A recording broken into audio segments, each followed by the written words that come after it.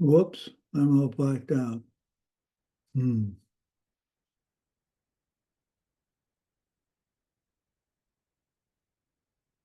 Oh.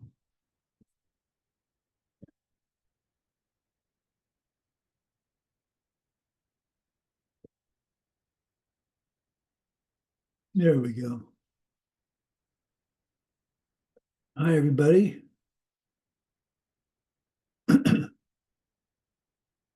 Good morning. You can all hear me okay?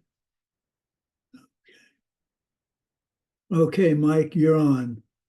Please, we'll make the mudra for the mandala.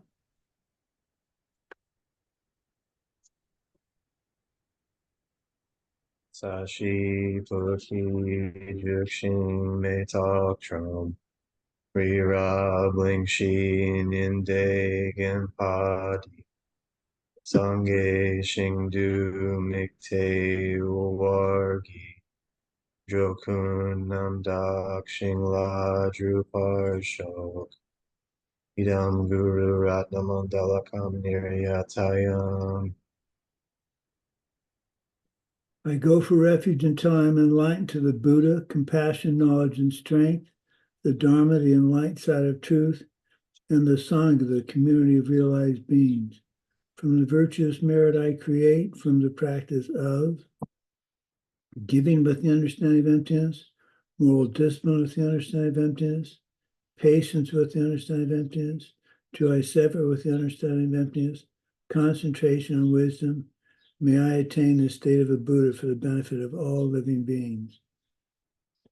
I go for refuge until I'm enlightened to the Buddha, compassion, knowledge, and strength, the Dharma, the enlightened side of truth, and the Sangha, the community of realized beings. From the virtuous merit I create, from the practice of giving with the understanding of emptiness, moral discipline with the understanding of emptiness, patience with the understanding of emptiness, joy separate with the understanding of emptiness, concentration and wisdom, may I attain the state of a Buddha for the benefit of all living beings. I go for refuge until I'm enlightened to the Buddha, compassion, knowledge, and strength, the Dharma, the enlightened side of truth, and the Sangha, the community of realized beings. From the virtuous merit I create, from the practice of giving with the understanding of emptiness, moral discipline with the understanding of emptiness, patience with the understanding of emptiness, joy separate with the understanding of emptiness, concentration and wisdom, I will attain the state of a Buddha for the benefit of all living beings.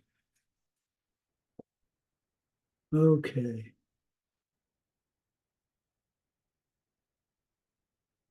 Let's do our rejoicing. Who's going to start for me? Let's start with Daria. Okay. Today, I think what I'm rejoicing, it's very hard for me because I have headache and running nose and okay, and I glad to be at this class, and I'm glad Venerable Sumati, you are holding the 5th ACI. It's very happy for me. And Okay. I will be in Tara. Oh, good. Good. Yeah, that's turning into quite the event. Okay. Well, sometimes just being happy you have a headache and you're handling your headache, that's a pretty good rejoicable. Okay, who's next? Let's see. Svetlana, you're on the next in line. Hello, Venerable Sumati. Hello, everyone. I would like to rejoice that I was able to help my friend today in the morning.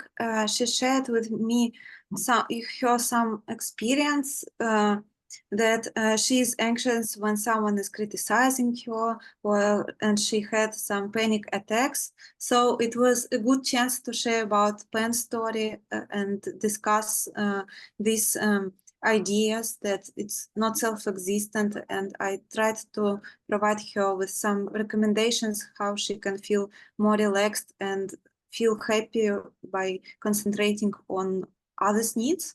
So I'm rejoicing in it and dedicate that everyone can obtain this wisdom and achieve their highest goals. Excellent. Excellent. You have a chance to teach the Dharma, and you teach it in a way that won't be like you're trying to force it on her, but giving her some tools to help with the situation. I can't ask anybody for more than that. Thank you, Svetlana. That's very that's inspiring to me. Okay, Mike. All right, good morning, good afternoon, good evening, I guess, for some people. So a couple months ago, maybe, I don't know, it was in an earlier one of these classes. It was maybe ACI 3 or ACI 2. I shared about my dad was having some problems with his foot. And so I was trying to help him, just kind of like under the inspiration of like, I was just learning about how my parents were high karmic objects and like, I should be doing things to, alleviate their suffering and stuff like that, right? So my dad's foot had been injured and he was having trouble, walking up and down the stairs and he couldn't really move around. So I found like this like walker. He was like really against getting a walker, right? Because he's like, I don't want to be an old fogey, an old geezer with this walker. And so I got him like I found this like cool like collapsible, it folds up and it's real sleek looking and it's like painted red and it's not just one of those you know Old man musty, walkers. exactly, the gray like hospital walker kind of thing. So it's like sleek and it's cool looking, right? It's modern. And he got it and he started using it and like right away, like instantly he was like just felt so much better. And then that kind of started the transition into him going to a doctor and getting it looked at. And then he started going to PT, and now like he's wearing this like big boot thing, and it's going to be like it's getting better, right? So I just saw him on Sunday, and he goes, hey, so my foot is so much better. I don't need the walker anymore. But the neighbor Sue has been having some trouble walking. So I gave her the walker that you gave me. And now she's using it and is getting like some relief from her walking problems. So like, Wow. and now my dad has included himself in this ripple of, you know, uh, kindness in the world. So Wow. I just thought that was really cool. That is so sweet. That's the kind of thing, once you understand what the goodness is that you're doing or have done, and you project that to helping you get to your goals, that invariably reaches out to help others get to their goals, whether they know it or not. So this is wow, this day's just started out terrific. I have a couple of rejoiceables that are a little more mundane, but and very interesting. Okay, Katrina, you're up next.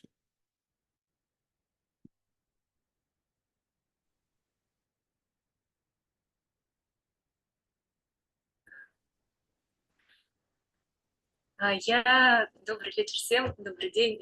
Я радуюсь тому, что, кажется, у меня получается больше радоваться, и получилось усвоить вот эту идею, прочувствовать, что когда я теряю свою радость, там начинается нетерпение и как бы начало злости. И я радуюсь, что есть ситуации, когда раньше бы я разозлилась, но сейчас я вижу, что у меня получается сохранять спокойствие. И иногда мне бывает сложно, когда я вижу, что дети выходят из себя и не могут контролировать свой гнев, и они еще маленькие, и мне сложно объяснить какие-то вещи, но я пытаюсь раз за разом. И я надеюсь, что, работая над собой, однажды я вижу, что у них тоже получается. Вот, спасибо большое за задание вспоминать, ловить себя, когда я вижу вещи как самосуществующие. Я радуюсь, что это тоже получается. Спасибо.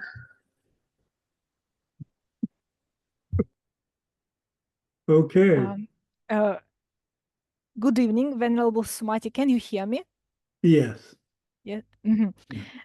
Ekaterina just has shared that she's very grateful for the practice that you gave us about catching ourselves when we see something like self-existent in our life. And she is rejoicing about the fact that she is able to rejoice more now in her life. That now she loses her patience and her joy less and less in her Very life. good. She's more patient. She's more patient in her life, and she now has come to the conclusion that this loss of the joy is the beginning of being impatient, and this is also the beginning of anger. And she still sees her children being angry in some situations, but she has started to explain to her children, and she hopes that in the nearest future she will see her children, the change in her children also. Good. That's Wow. all. That's wonderful. Wonderful. Don't stop there. Just keep remembering that what you said, and you'll find your life changes. The important thing is don't look for the change, enjoy the change. If you look constantly, is it changing? Is it changing?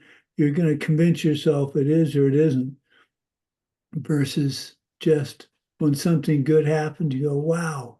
When something bad happens, you go, whoops. That's just very exciting. And now if you can just work with, how old are your children?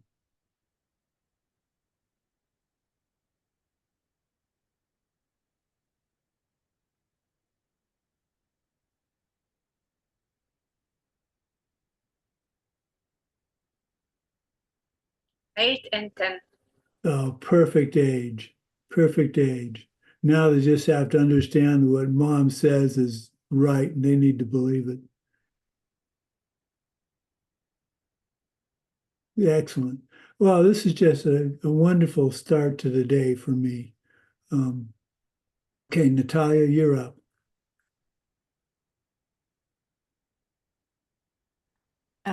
Well, I rejoice about the fact that my mom feels better, that she has recovered after her illness. She had a high pressure, and now she's recovering, and I'm rejoicing about this fact. Good. Because So, my mother gets ill very, very, very seldom, and this was very unexpected, yeah, and scary. I'm rejoicing. Yeah, Yes. good. Well, rejoicing in her good health and helping her get back into good health is setting powerful seeds. She's a very powerful karmic object. So, excellent. Wow, it's just well, no pressure, Katya. What do you have? Okay, hi. Well, I rejoice for all the homework that you leave us in your classes, because they are helping me to have a greater, more understanding of the teachings, and I am creating my paradise. So I'm very happy that I can see the world in a different way. Good. That's what we're here for. Create your paradise and understand that you can create your paradise. You are, well, it's not that you can, you are creating your paradise or your hell if you're doing things wrong. But if you're doing things right, you're slowly but surely creating your paradise. And remember that your paradise, I don't share my concept of my paradise with anybody but my lovely wife, because you'll find that you'll say, oh, I like this, and someone go, oh, you shouldn't like that. And then all of a sudden, what you want to do, someone's arguing isn't better than what they're doing. So you can share it with your teacher, but you shouldn't share it with the general public. Okay. Well, Wendy, you're up next. Okay, I have some background noise. I hope you can hear me okay. I'm rejoicing because I spoke to a friend a couple of days ago, and I'm rejoicing for him because there's loads of great stuff going on in his life. So I'm really, really happy for him. And just rejoicing that he's my friend and that we've managed to keep a friendship going over many, many years. We live across the Atlantic, yet we're still friends. So I feel really lucky and really happy to have him as a friend. I'm really happy. Excellent. Excellent.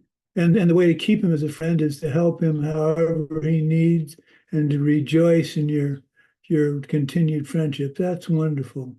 I'm trying to think, how many friends do I see? I don't have many friends from high school or from college.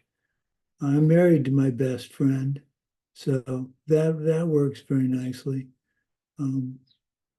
So I rejoice in people that have friendships that have lasted all these years. There's one, Myron Taves, a fellow student in grad school, and whenever I see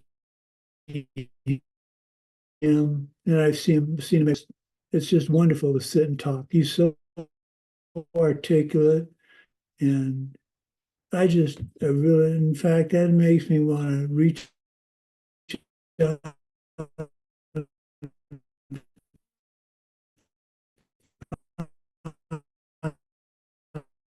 contact him later today. So thanks. Microphone.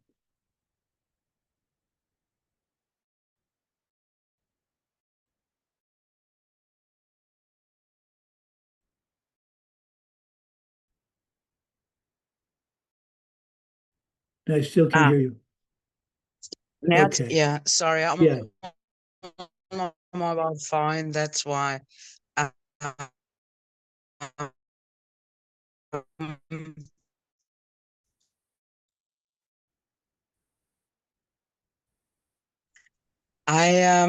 Yeah, not how much I'm actually rejoicing.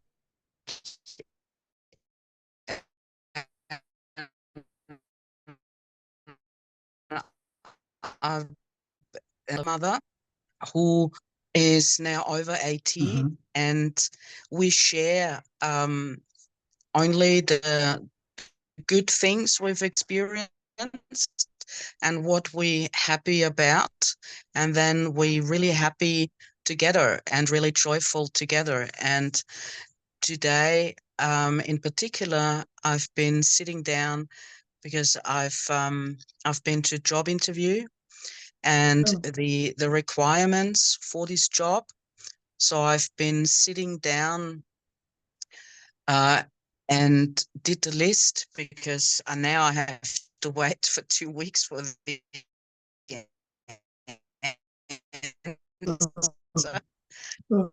because they're with other people, so there's a bit of a competition there. But I'm still convinced that I'm the only one. It's like I really want this job, and the requirements are there, and they ask for helping others to achieve their goals.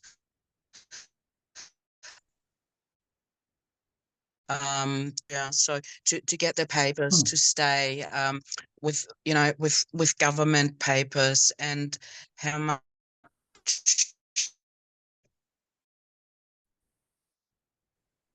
so I've been mentally, not physically, but mentally writing it all down in my head today, and donating all those rejoices towards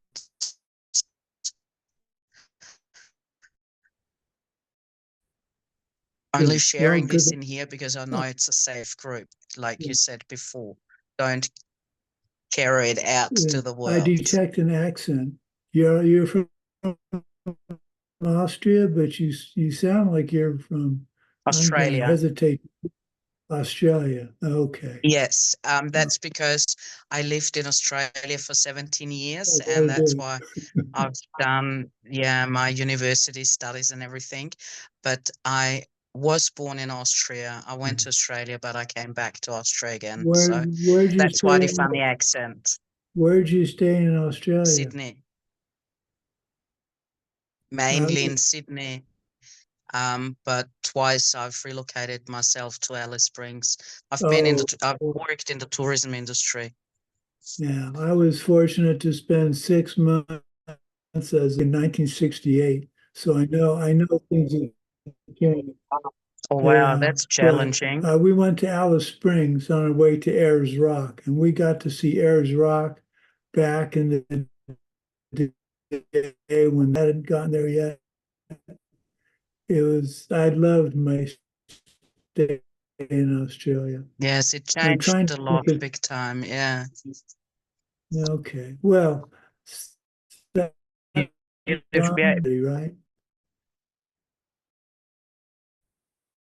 Yeah, I'm sorry. Okay, Daria, we did. Anna, what do you have to rejoice about? Anna asked to tell that she's just recording.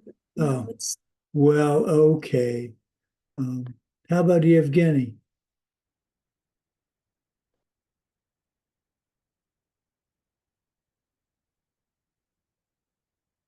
Well, maybe not.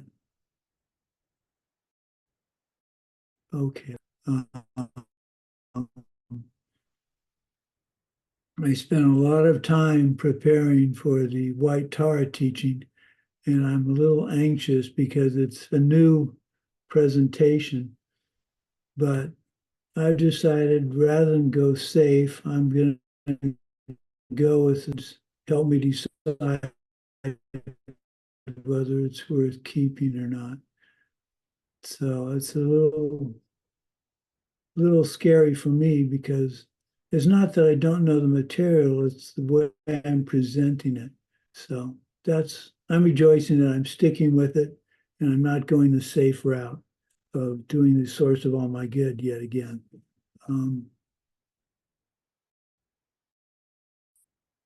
I have nuclear weapons subjects, and I just got an email this morning that was extraordinary.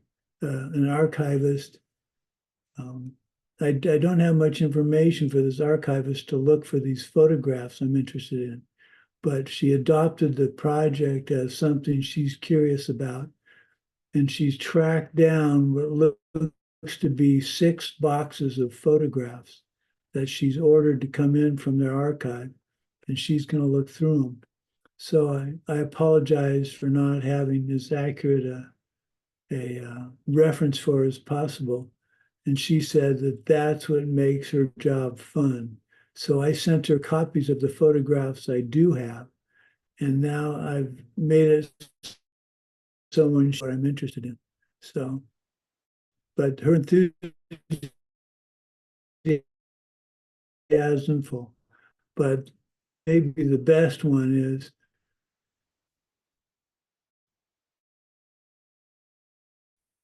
and it's so nice not to be connected to the wall by a USB cord. And I had trouble setting it up.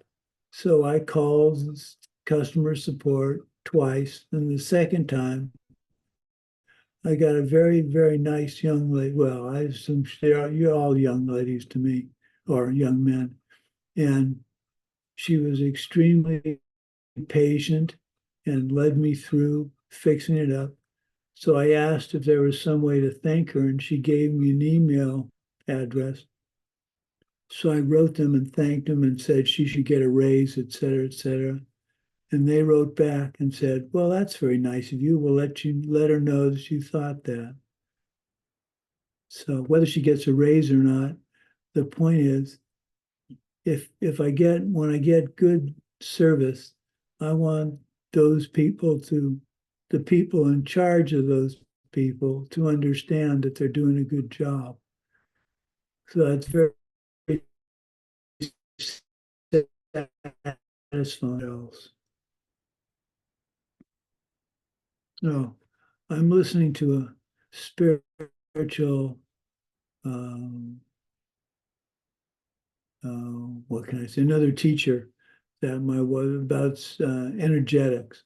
My wife's very into that as a sideline to her Buddhist studies, and I'm not as interested in this as she is. But the joy I see on her face for me joining her for these lectures is worth not so much into another way of approaching this.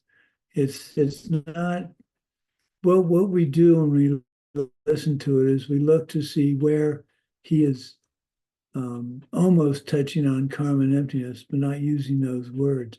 So we're not looking for the differences in his teaching. We're looking for the similarities.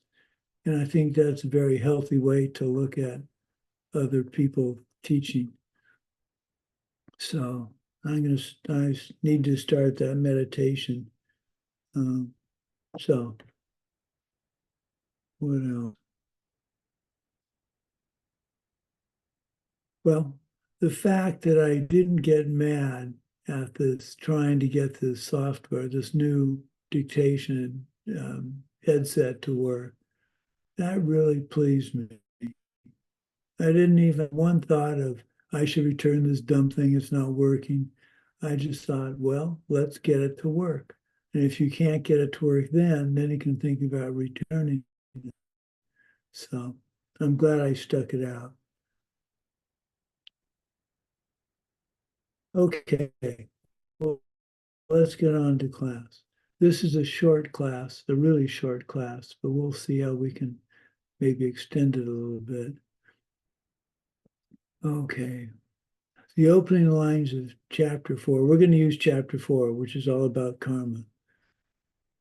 All of the Buddhist schools accept the details of karma as presented in this chapter.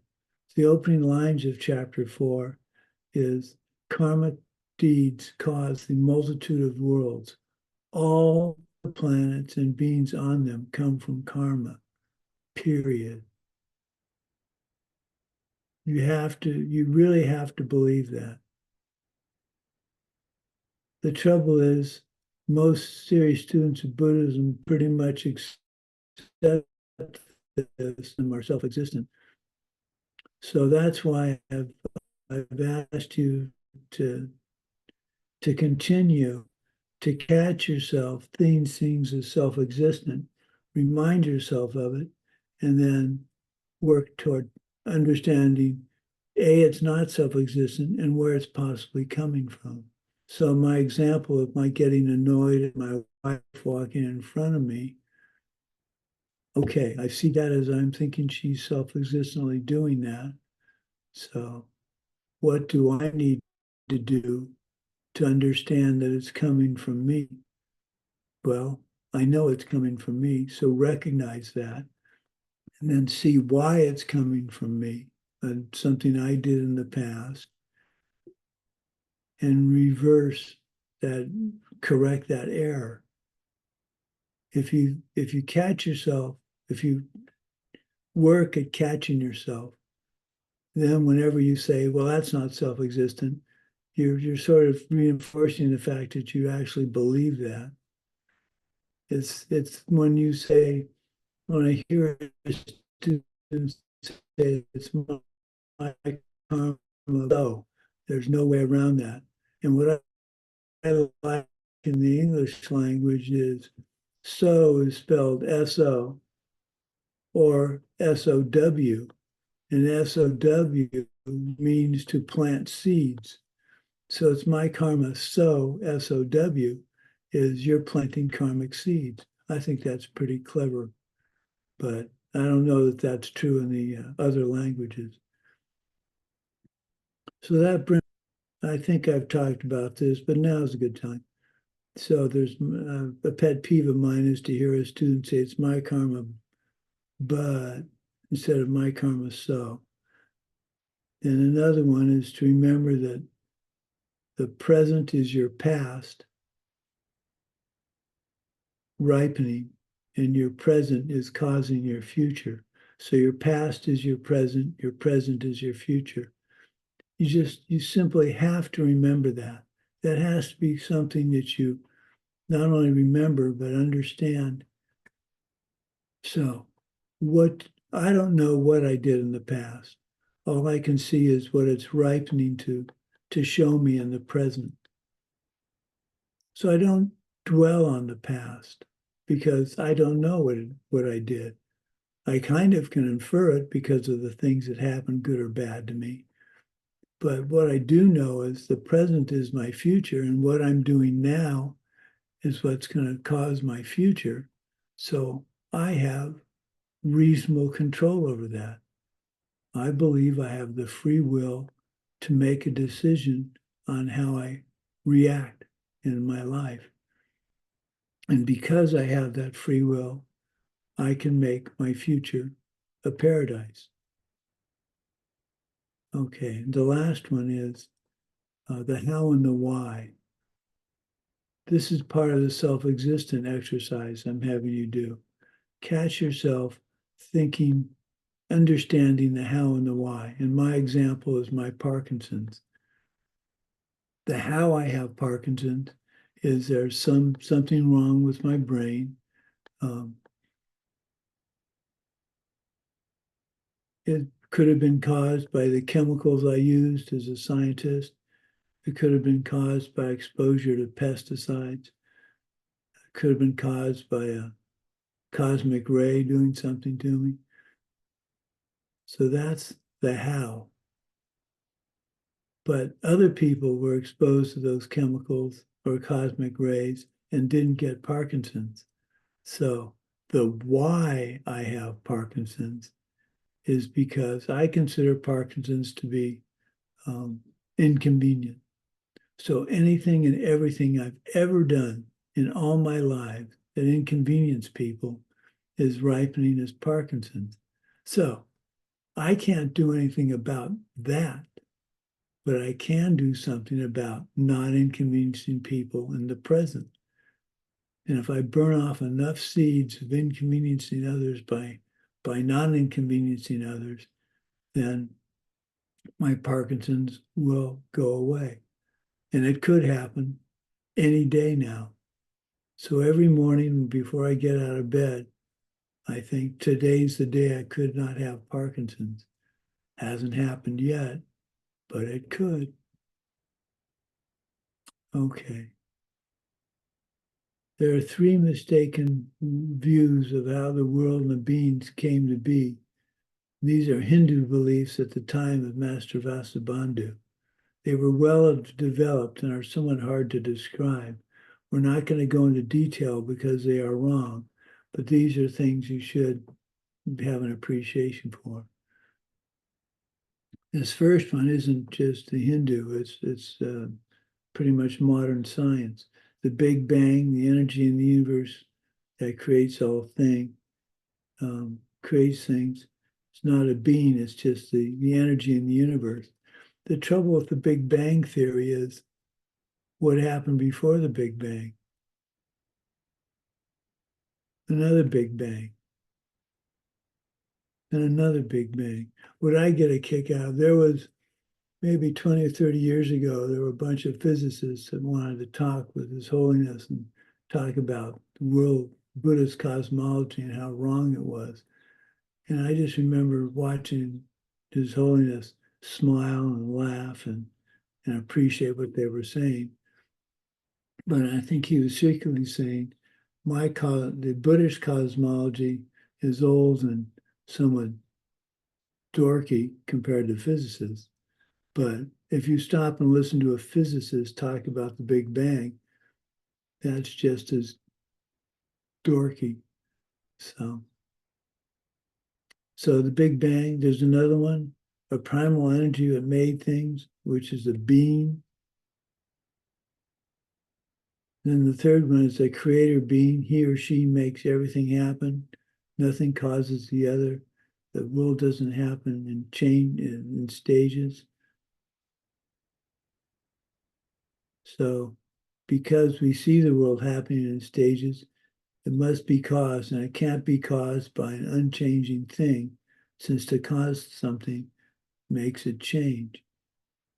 So this creator being changes, although he's considered to be unchanging, and that doesn't make sense.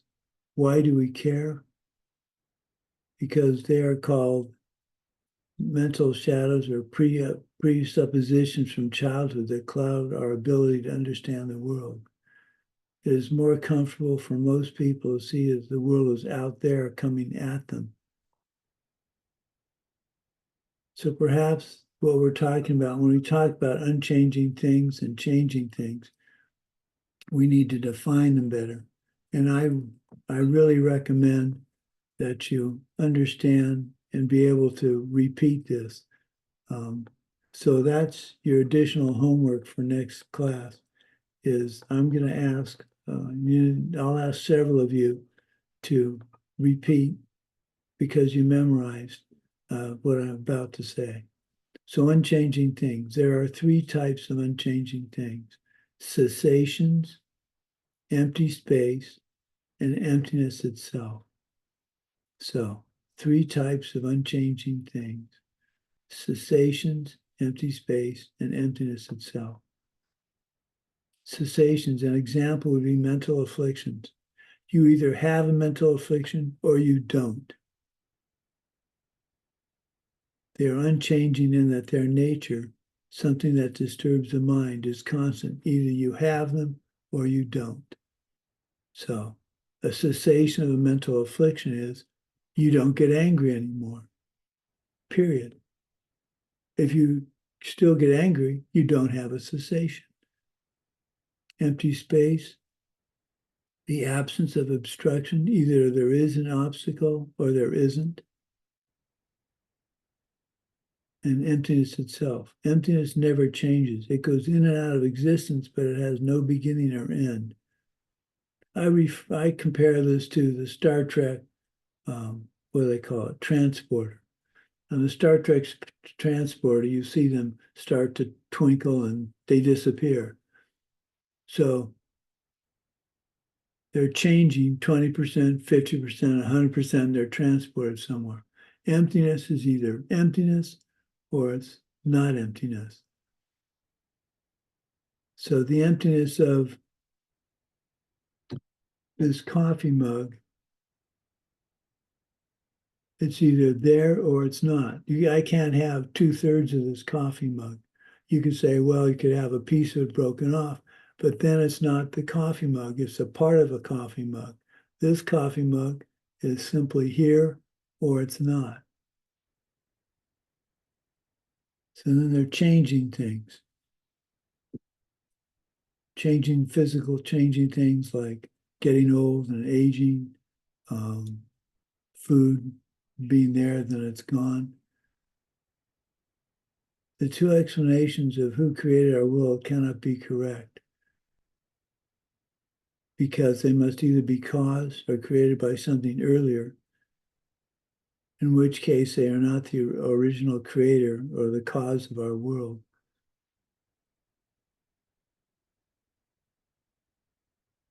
It's impossible for something to be both unchanging and affecting others, like some God. If a God would made everything, he'd have to make himself, which is illogical.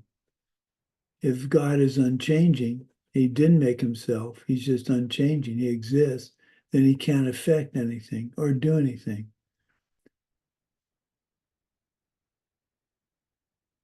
The point is that things change because their causes fluctuate.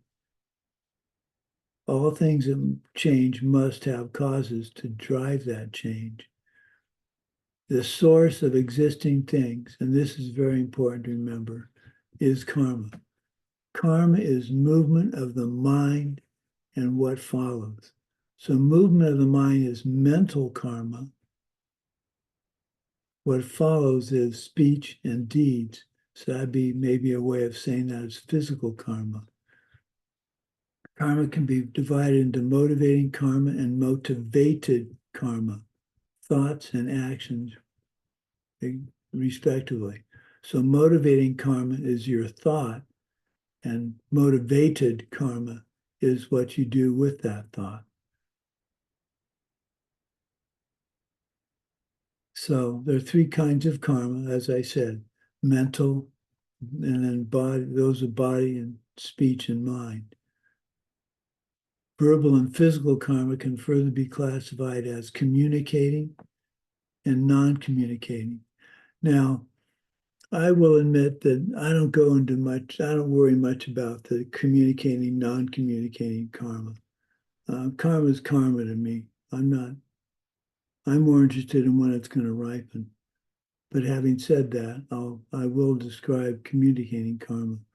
The detailer school are the only ones that believe in this. An example would be seeing someone with clasped hands and understand that they are praying. Then you see them in the form of their hands clasped and communicates to you what's going on. So if you see someone with their hands like this, then chances are they're praying. That's communicating without you having to think about it, other than recognize that they're praying. That's communicating karma. Non-communicating karma is when you do some very good or bad deed, you gain an invisible light type aura, which permeates your body. Only the Abhidharma schools believe this. So there are 5 qualities of non-communicating karma. Even when they're not thinking about it, it's there. Even in deep meditation, it's still there. It's either virtuous or non-virtuous, and it follows you through time and space. So that's 4. And then the 5th one is it's composed of subtle physical matter. Plainly put, your suffering is your world and you. It's your karma ripening and no one else's. So we always, I don't know if you've noticed, but when we talk about karma, we tend to talk about suffering.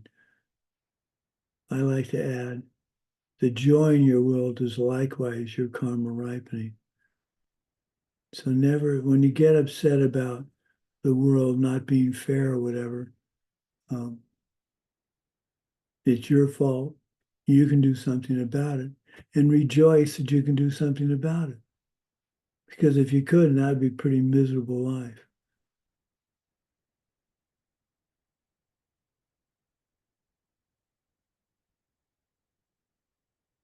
It's absolutely critically important that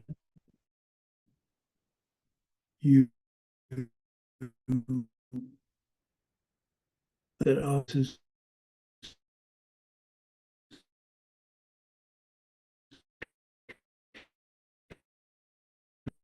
from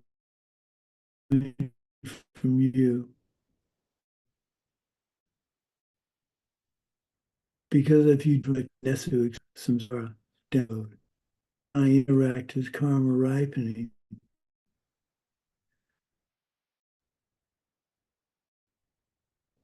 So how does that is because I'm your projection, I am there. You could, if you were sitting here with me, you could poke me and touch me and realize I was there. So it's not that I'm not, because I'm your projection, doesn't mean I'm not there physically. It means I'm there physically because I'm your projection. So we have the seeds to see others in our world. I have the seeds to see all of you have the free will to decide to come to class and study with me. But that's my karma ripening to see that. So I project each one of you as having the karma to see me and listen to me.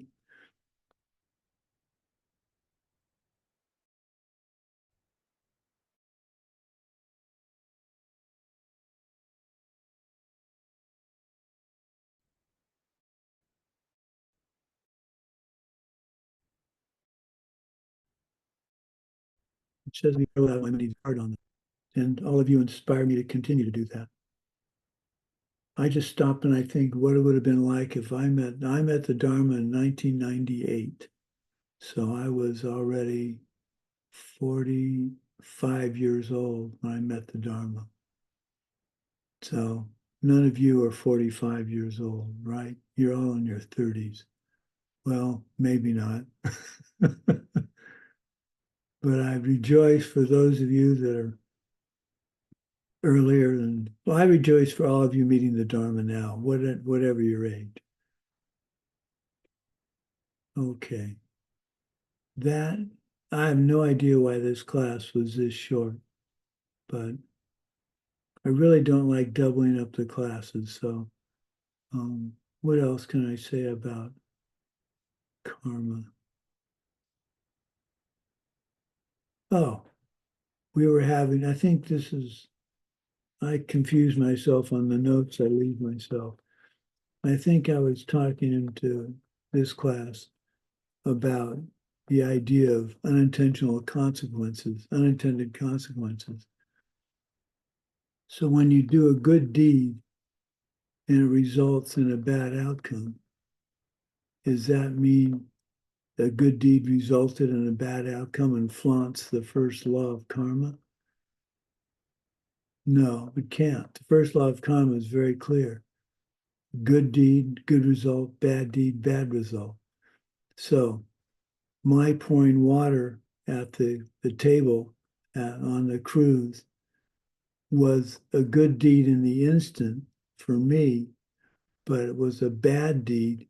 So it was a good deed for me, but it was a bad deed for somebody else, for the waiter, because I was causing him or her to possibly get fired. So never find yourself thinking a bad deed can have a good result, because that's just not possible with the laws of karma. So an example of this would be robbing a bank. Now I'm like equations. In chemistry, you do a lot of balancing equations. So I'm going to try and describe this. I will make a note. Let me get a piece of paper.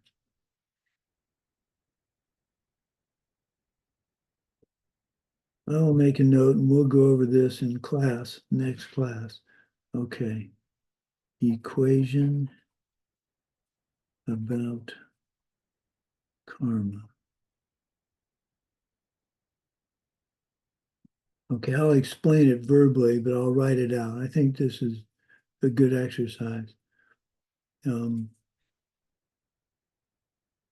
So Saddam Hussein had a lot of palaces with gold fixtures. So the fact that he was a terrible human being in this life seems to have generated that he has palaces all over the country. Well, being a terrible human being can't result in the result of having these palaces, because that's a good thing. So how does that work? Well, in a past life, he was very generous. That resulted in this life with having the palaces and the power. The fact that he abused his power in this life means in a future life, he won't have those very things that the peers that he had because he was a bad person. So when a robber robs a bank robber robs a bank and gets all kinds of money, it looks like the bad deed of robbing the bank is what gave him all the money. Well, that can't be. So how did it work? In a previous life, he was very generous. He gave away money as if it was nothing. So that's why he got this source of money from the bank. The fact that he stole it, he robbed the bank, is going to come back to him in the future as him not having money. So whenever a situation develops in your life where it looks like a good deed caused a bad result, stop and dissect it and think about it. And this is the idea, again, of this catching yourself thinking things are self-existent. If you go through life from now on, trying to remember to see this, the fact that things are not self-existent, you'll start really understanding how to set the karmic seeds that you want. And it seems to me, from hearing your rejoicing practices, you guys are getting it. You're understanding that it's not just a good deed, but what that good deed will cause in your future. That's something you need to do all every day, and that's what rejoicing practice is all about.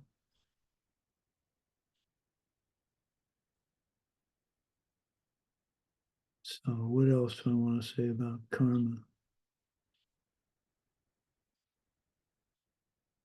Oh, the last item is we talk about mental karma. And for a long time, I just thought it was the important karmic issues for me were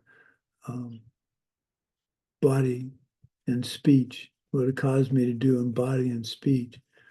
But now I realize one of my mental afflictions I'm having real trouble getting rid of is not getting angry at myself. When my tremor stops me from being able to do something, like I had a spotting telescope, I like to look at birds and animals in the desert beyond our house. But my tremor is such that the image is doing this and I can't use the spotting scope anymore. So I get mad when I try and use it. I get mad at myself for having a tremor, but it's mental. So I am creating a mental karma that's going to ripen as my getting angry in the future. Even though I didn't get angry at my wife or angry at the telescope, I got angry at myself.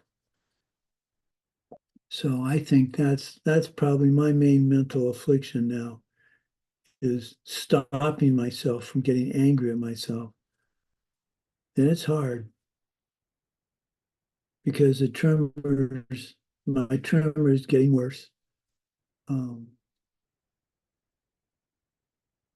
There's not much, well, I'm not sure there's not much I can do about it. I have to look into that. But it's not going to get any better by my getting mad at myself for having the tremor. It isn't. I need to get a grip with myself. And the minute I start getting mad at myself, mind, do something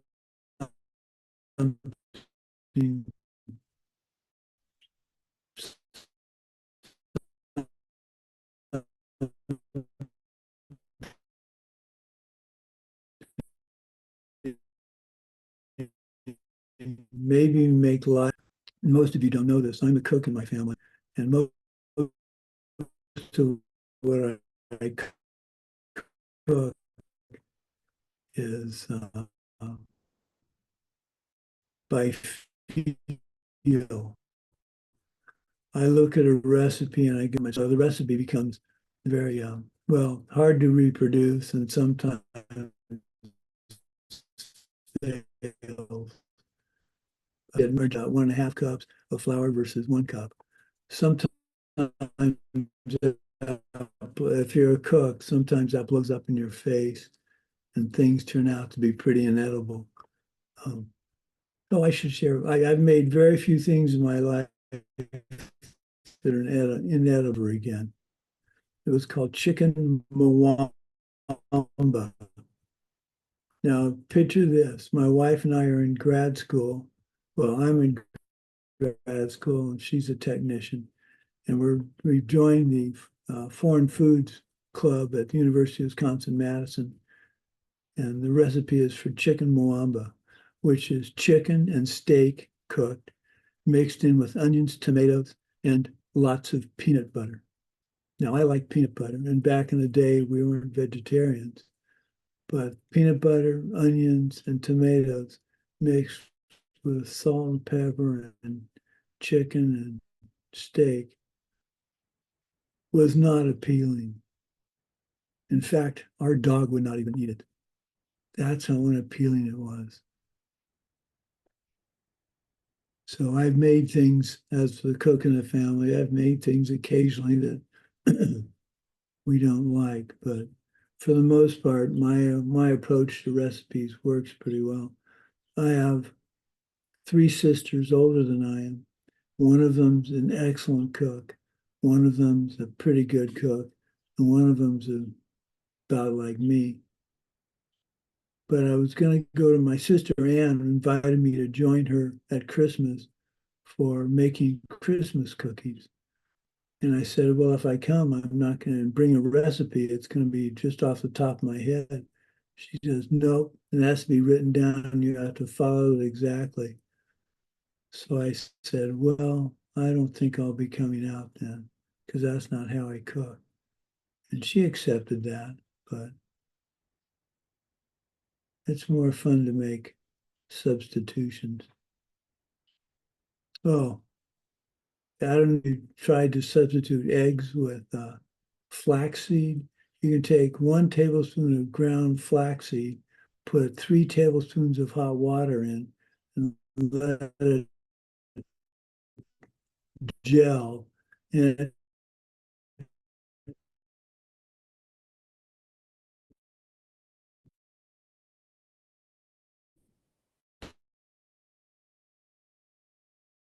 kind of comes out like an egg.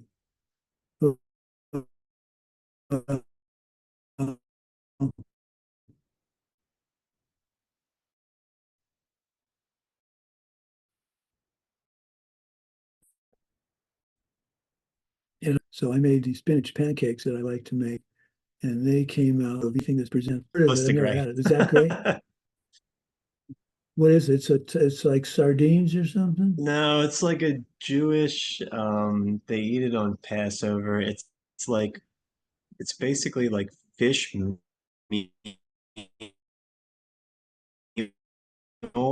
and then like cooked into like this oval. Blob. It looks like a bar of soap Mm. made of fish. And it tastes about the same. Yum. Can't wait to eat that. Well, I can't think of anything great. So I don't, when I make these spinach pancakes, chia seed works. It's not as bad as when you make cookies. Chocolate chip cookies with flaxseed do not come out an appealing color. They still taste fine, but anyway, so I digress. Okay, so your assignment, my assignment is to come up with the equation about karma.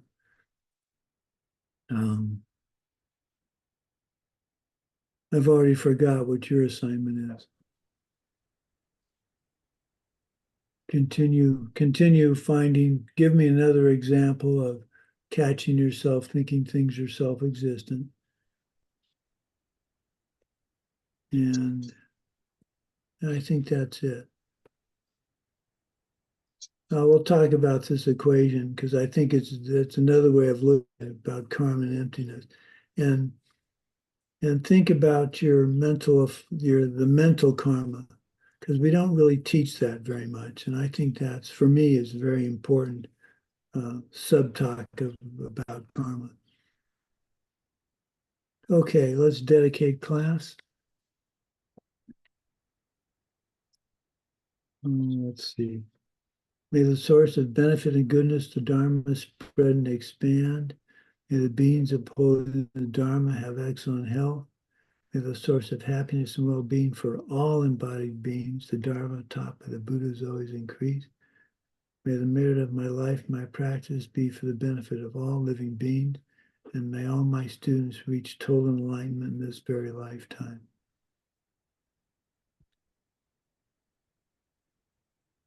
Thank you for coming to class, and thank you for being such wonderful examples to me of what the karma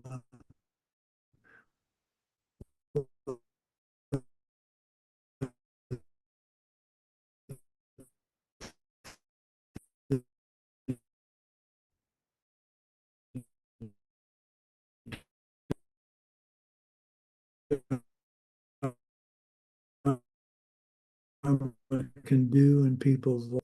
Yeah, Okay, I think so. bye-bye. Thank you. I like seeing all your smiles. That makes me very happy.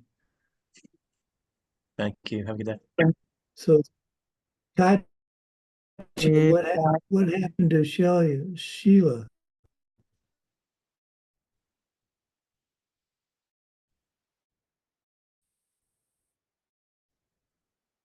She's gonna take it. Oh. No. Okay. Bye-bye, everybody. Bye. Thank you.